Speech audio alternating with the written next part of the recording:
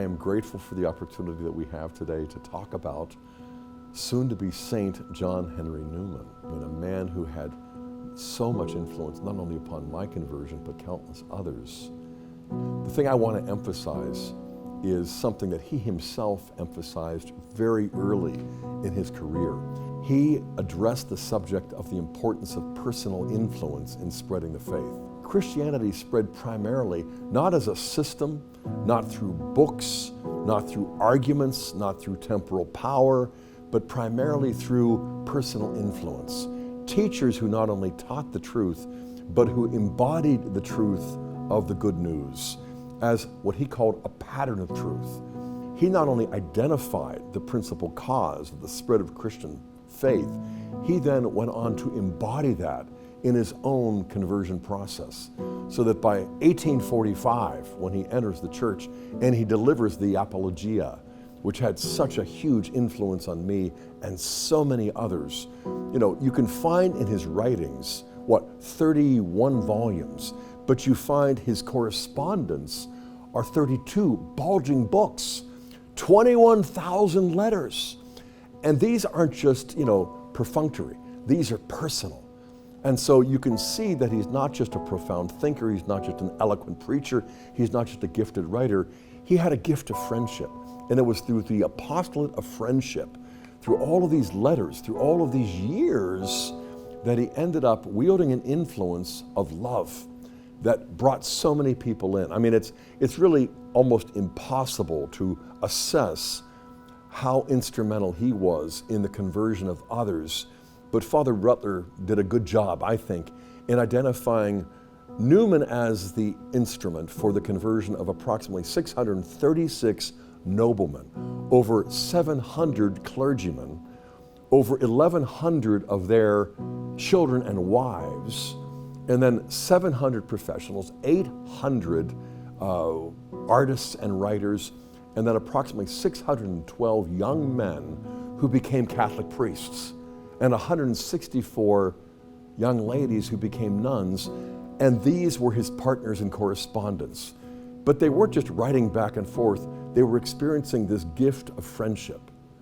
And so for me, he really has become a role model, a pattern, a paradigm.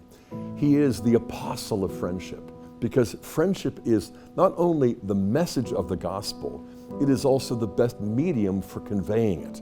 As our Lord says, I no longer call you servants, I now call you friends.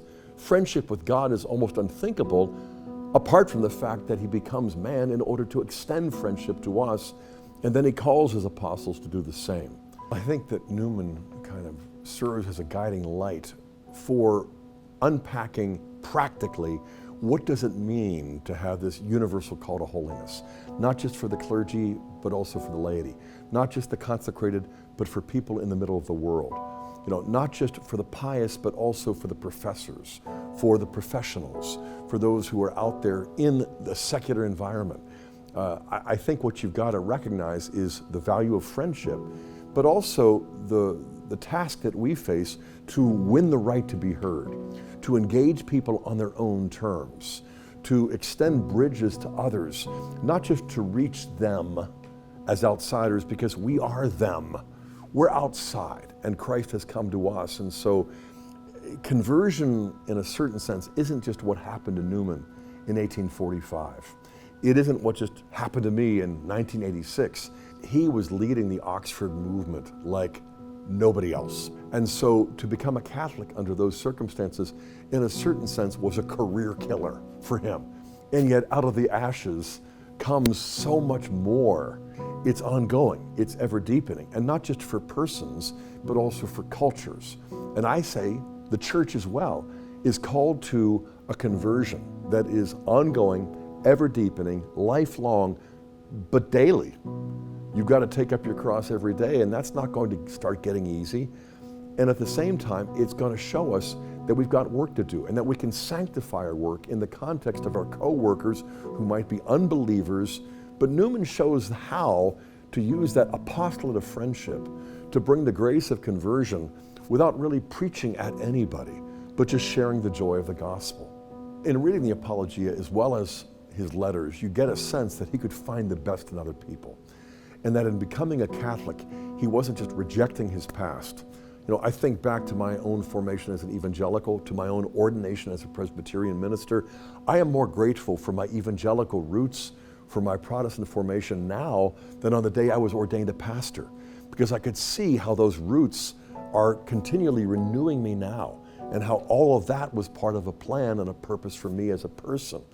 And so, I not only can reach others who come from that same past, I can also cultivate in them an appreciation. Conversion for us is really addition, not subtraction.